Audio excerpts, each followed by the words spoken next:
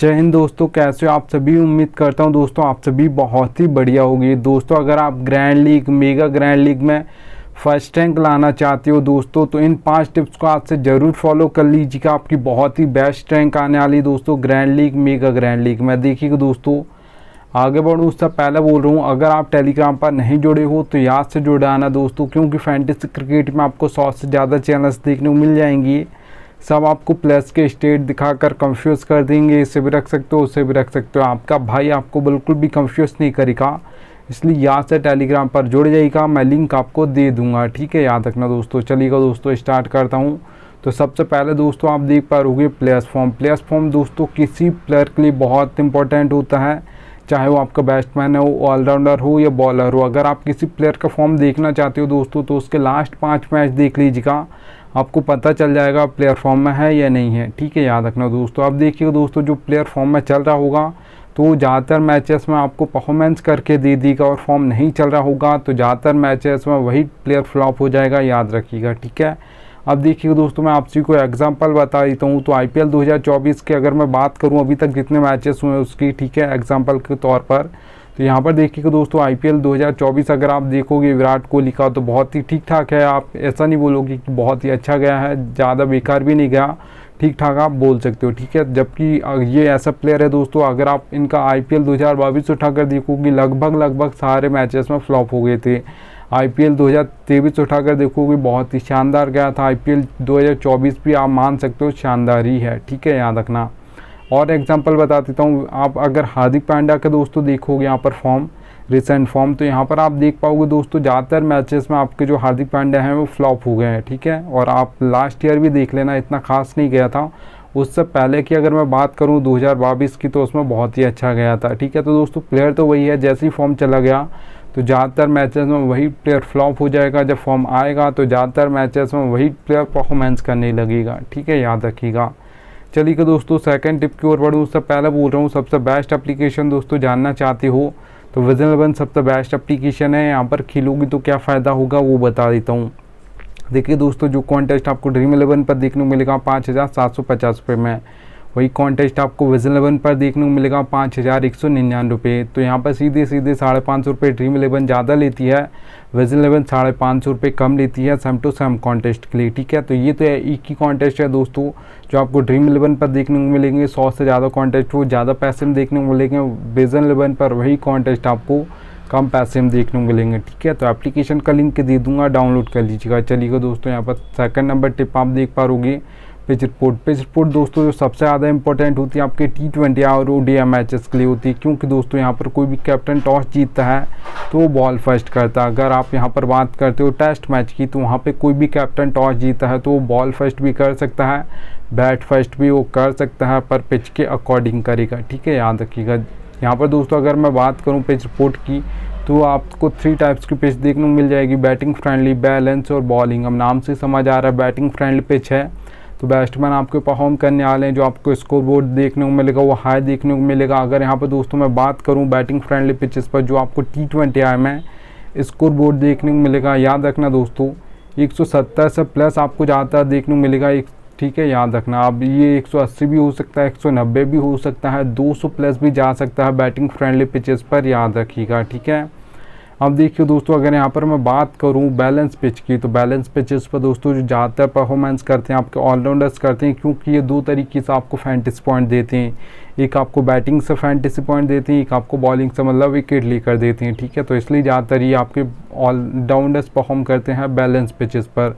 जो ऑलराउंडर्स का दोस्तों बैटिंग ऑर्डर होता है वो आप सभी को पता होगा, 4 नंबर, 5 नंबर, 6 नंबर होता है। तो बैटिंग जो बैलेंस पिच होती है दोस्तों, वहाँ पर 1 से 2 विकेट जल्दी गिर जाते हैं। तो जल्दी विकेट गिरेंगे तो फिर ऑलराउंडर्स की बैटिंग आ जाएगी जल्दी, तो फिर ये आपको बैटिंग से पॉइंट देंगे, फिर आपको वहाँ पर 1-2 विकेट निकाल कर भी देंगे बैलेंस पिच पे। तो इसलिए ज़्यादातर आपके परफॉर्मेंस जो करते हैं आपके बैलेंस पिच पे ऑलराउंडर्स करते हैं, ठीक है, याद रखना।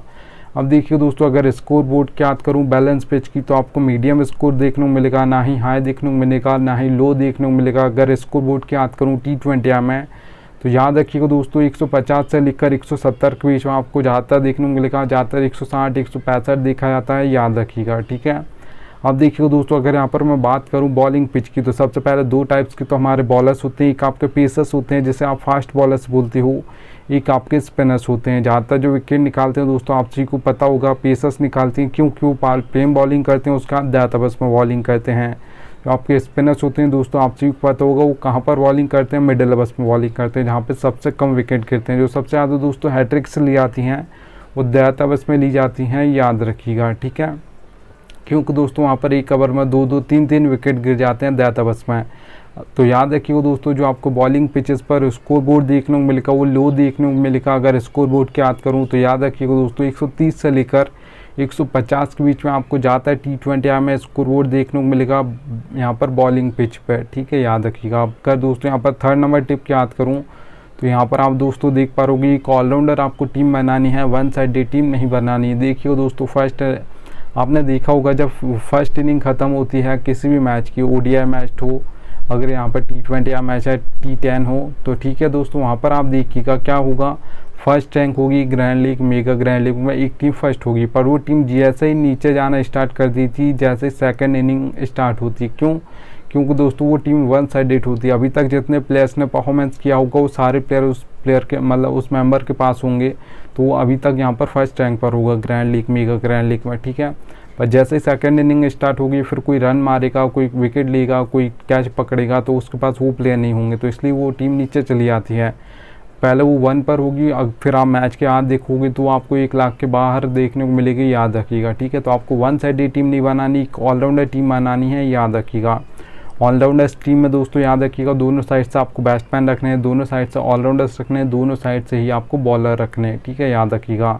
अब देखिए दोस्तों, जो टीम जीतने वाली हो आपको उस टीम के आपको प्लेयर ज़्यादा अपनी टीम में रखने हैं, 6 से 7 प्लेयर अपनी टीम में रखने हैं। जो टीम जीतने वाली हो, जो टीम हारने वाली हो, उसके प्लेयर्स तो परफॉर्म करेंगे तभी वो टीम हारेगी, पर उसके प्लेयर कम परफॉर्मेंस करेंगे, मतलब 2 से 3 प्लेयर कम प्लेयर दूसरी टीम से कम प्लेयर परफॉर्मेंस करेंगे, इसलिए वो टीम हार जाएगी। तो याद रखना दोस्तों, जो टीम लॉस करने वाली मतलब हारने वाली हो, उस टीम के आपको प्लेयर तो रखने हैं, पर 4 से 5 ही प्लेयर अपनी टीम में रखने हैं, ऐसा आपको कॉम्बिनेशन बनाना है, याद रखिएगा, ठीक है। जो टीम जीतने वाली हो उसके प्लेयर आपको अपनी टीम में ज़्यादा रखने हैं, जो टीम हारने वाली हो उसके टीम के प्लेयर आपको रखने हैं, पर सारे नहीं रखने, थोड़े कम रखने हैं, याद रखिएगा, ठीक है, याद रखना। चलिएगा दोस्तों, यहाँ पर 4th नंबर आप देख पाओगे, कैप्टन और वाइस कैप्टन सिलेक्शन। दोस्तों सबसे ज़्यादा इंपॉर्टेंट होता है आपके कैप्टन और वाइस कैप्टन सिलेक्शन। 1 या 2 या 3 आपको ऐसे प्लेयर लग रहे हैं जो फैंटेसी पॉइंट कम दे कर गए हैं, आपको लग रहा है कि इनसे ज़्यादा तो दूसरा प्लेयर दे कर गया है, तो अब मेरी grand league, mega grand league में फर्स्ट रैंक नहीं आएगी। तो याद रखना दोस्तों, आ जाएगी आपकी grand league, mega grand league में फर्स्ट रैंक, पर आपके कैप्टन और वाइस कैप्टन सही होना चाहिए। मैच इधर उधर थोड़ा सा हुआ, आपके 3 प्लेयर भी फ्लॉप हो गए जो आपको लग रहा है ड्रीम टीम में नहीं आएंगी, तो भी आ जाएगी, पर आपके कैप्टन और वाइस कैप्टन बिल्कुल सही होने चाहिए, याद रखिएगा, ठीक है। चलिए अब मैं आपको कैप्टन और वाइस कैप्टन सिलेक्शन भी बता देता हूँ। देखिए दोस्तों, आपने बहुत सारे देखा होगा कि कैप्टन और वाइस कैप्टन कैसे बनाए, ठीक है। बहुत ज़्यादा डिफिकल्ट होता है, किसे बनाए, किसी बॉलर को बनाए, ऑलराउंडर को बनाए या बैट्समैन को बनाए, किसे बनाए समझ नहीं आता, तो याद रखना इस पॉइंट को एंड तक देखना। अब देखिए दोस्तों, सारे प्लेयर जो 22 प्लेयर्स होते हैं, मैं इम्पैक्ट प्लेयर की बात नहीं कर रहा हूँ, याद रखना कैप्टन और वाइस कैप्टन बनाने में, ठीक है। तो यहाँ पर 22 प्लेयर्स आपको देखने को मिलेंगे, एक टीम से 11, दूसरी टीम से 11, अब उसमें से कैप्टन और वाइस कैप्टन बनाना बहुत डिफिकल्ट है। तो याद रखना दोस्तों, आपको कैप्टन और वाइस कैप्टन जो बनाने हैं, तो यहाँ पर आपको 6 प्लेयर ऐसे निकाल लेने दोस्तों जो आपको लग रहा है कि आज के मैच में कैप्टन और वाइस कैप्टन इनमें से ही कोई बनेगा। अब उसमें दोस्तों ऐसा नहीं कि किसी को भी आप निकालोगे, आप चाहो तो कैसे निकालना वो क्राइटेरिया मैं आपको बता देता हूँ, ठीक है। तो आपको सबसे पहले प्लेयर्स का फॉर्म देखना है, पिच रिपोर्ट देखना है, बैटिंग ऑर्डर देखना है, कौन कहाँ पर बॉलिंग करेगा ये देखना है, उसके बाद आपको यहाँ पर हेड टू हेड बैटल्स देखना है। इतना सारा सब कुछ आप देखोगी तो आपको उस मैच की नॉलेज हो जाएगी, ठीक है। और आपको ये सब देखना है दोस्तों, फॉर्म मैंने बोल दिया है, पिच रिपोर्ट बोल दिया है, बैटिंग ऑर्डर बोल दिया, कौन कहाँ पर बॉलिंग करेगा ये देखना है, और बैटिंग यहाँ पर हेड टू हेड बैटल्स देखना है, ठीक है। ये 6 प्लेयर आपको ऐसे करके निकाल लेने हैं। उसमें दोस्तों मान लेता हूँ मैं, आपने 2 बैट्समैन निकाली, 2 ऑलराउंडर्स निकालिए, 2 बॉलर निकालिए आपने, ठीक है, जो क्राइटेरिया बताया उसके हिसाब से। अब देखिएगा दोस्तों 1 2 3 इस नंबर को कोई बैट्समैन हो, बैटिंग ऑर्डर उसका 1 2 3 होना चाहिए। फॉर्म अच्छा चल रहा हो तो उसे आप कैप्टन और वाइस कैप्टन बना सकते हो, क्योंकि दोस्तों 1 2 3 इन नंबर्स के पास बहुत ज़्यादा बॉल्स होती हैं फेस करने को। अगर सेट हो जाता है बल्लेबाज तो एंड तक खेलेगा, और एंड तक खेलेगा तो बहुत ज़्यादा फैंटेसी पॉइंट दे कर जाएगा। फिर बहुत कम चांस होगा इससे ज़्यादा फैंटेसी पॉइंट कोई दूसरा प्लेयर देकर चला जाए, याद रखिएगा, ठीक है। तो अगर आप किसी बैट्समैन को बनाना चाहते हो तो उसका बैटिंग ऑर्डर होना चाहिए 1 2 3, फॉर्म अच्छा चले तो आप उस बैट्समैन को कैप्टन और वाइस कैप्टन बना सकते हो, ठीक है, याद रखना। अब देखिए दोस्तों, अगर आपने यहाँ पर 2 आपको ऑलराउंडर लग रहे हैं आज के मैच में कि आज ऑलराउंडर कोई कैप्टन और वाइस कैप्टन बनेगा, तो याद रखिएगा 5 या 6 नंबर उसका बैटिंग ऑर्डर लास्ट होना चाहिए, इससे नीचे नहीं चलेगा, ऊपर चल जाएगा। 4 नंबर 3 नंबर पर ऑलराउंडर अगर बैटिंग करने आता है तो चल जाएगा, पर नीचे नहीं चलेगा। ऐसा नहीं कि रविंद्र जडेजा आपके 7 नंबर पर बैटिंग करने आते हैं इंडिया की ओर से, ऐसा नहीं चलेगा, ठीक है। तो 5 या 6 नंबर लास्ट होना चाहिए ऑलराउंडर का बैटिंग ऑर्डर। और यहाँ पर उस दिन ऑलराउंडर वो 4 ओवर डाले, ऐसा नहीं कि ऑलराउंडर है तो 1 या 2 ओवर डालेगा और डालेगा भी या नहीं डालेगा, तो ऐसे प्लेयर को आपको कैप्टन और वाइस कैप्टन नहीं करना है, याद रखिएगा, ठीक है। अगर आप ऑलराउंडर को कैप्टन और वाइस कैप्टन बना रहे हो तो वो दोनों काम करना चाहिए, बैटिंग भी करने को आए ऊपर जल्दी, ठीक है, और यहाँ पर आपको बॉलिंग से भी विकेट लेकर दे, तब जाकर वो कैप्टन और वाइस कैप्टन बन सकता है उस मैच में, याद रखिएगा, ठीक है, मतलब ड्रीम 11 में।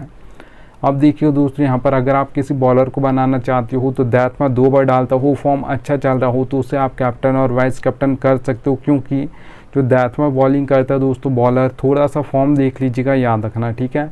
जो दैट में बॉलिंग करते हैं दोस्तों वो ज़्यादातर विकेट निकालते हैं, क्योंकि वहाँ पर आपको सेट होने का बिल्कुल भी टाइम नहीं मिलता है। अगर आप सेट बल्लेबाज हो तो भी आपको हर बॉल पर बल्ला चलाना है, और अगर आप सेट बल्लेबाज नहीं भी हो तो भी आपको हर बॉल पर बल्ला चलाना है, याद रखिएगा, ठीक है। ये रियलिटी है दोस्तों, दैट अवर्स में ही आपको विकेट मिलते हैं सबसे ज़्यादा, याद रखना दोस्तों। अब देखिए दोस्तों 6th पॉइंट, ये आपको बोनस टिप दे रहा हूँ, फैंटेसी की रियलिटी बता रहा हूँ, इसलिए यहाँ से टेलीग्राम पर जुड़ जाना दोस्तों, ठीक है। अब देखिए दोस्तों, मैंने लिख कर रखा है नीड लक, ज़रूरत पड़ेगी आपको लक की, कोई भी कॉन्टेस्ट खेल तो head to head, small league, grand league, mega grand league, सभी में लक की ज़रूरत पड़ती है, ये रियलिटी है। पर देखिएगा दोस्तों, यहाँ पर अगर मैं बात करूँ हेड टू हेड कॉन्टेस्ट की तो यहाँ पर 10% लक चलता है, 90% आपकी नॉलेज चलती है, अच्छी खासी आपको फैंटेसी की नॉलेज है, तो यहाँ पर आप हेड टू हेड कॉन्टेस्ट जीत जाओगे, याद रखिएगा। अगर यहाँ पर दोस्तों स्मॉल लीग कॉन्टेस्ट की बात करूँ जिसमें 3 से 4 मेंबर कॉन्टेस्ट होते हैं ज़्यादातर, तो यहाँ पर 3 से 4 मेंबर कॉन्टेस्ट को आप स्मॉल लीग बोलते हो, तो याद रखना दोस्तों, अब मेंबर्स बढ़ गए हैं तो लक परसेंटेज आपका 10 से 20% हो जाएगा, 80% यहाँ पर भी आपकी नॉलेज चलेगी, अच्छी खासी आपको फैंटेसी की नॉलेज है, तो यहाँ पर भी आप स्मॉल लीग कॉन्टेस्ट जीत जाओगे, याद रखना, ठीक है। अब देखिए दोस्तों, grand league, mega grand league की अगर मैं बात करूँ तो 50-50 होता है, 50% आपको अपना बेस्ट देना, 50% आपका जिस दिन लक बेस्ट देगा उस दिन आपकी grand league, mega grand league में फर्स्ट रैंक जरूर रहेगी, याद रखिएगा। अगर आप दोस्तों ये सोचते हो कि 100% लक चलता है, नॉलेज बिल्कुल नहीं चलती है, तो याद रखना दोस्तों 100 मैच उठाकर देखना, जो ज़्यादातर टीम फर्स्ट आएगी 1 2 3 4 5 6 नंबर्स की टीम ज़्यादातर फर्स्ट आती है, बहुत ही कम ऐसे मैचेस होते हैं जिसमें 15 16 17 18 19 20 नंबर की टीम फर्स्ट आ जाए। तो आपको ज़्यादा टीम नहीं बनानी, 5 से 6 टीम बनानी है, इससे ज़्यादा नहीं बनानी है, और सोच समझ के बनानी है, आपको अपना बेस्ट देना है, तभी आपका लक भी साथ देगा, तभी आपकी grand league, mega grand league में फर्स्ट रैंक आएगी, याद रखना, ठीक है। ये रियलिटी दोस्तों, लक की ज़रूरत पड़ती है पर कोई आपको बताएगा नहीं।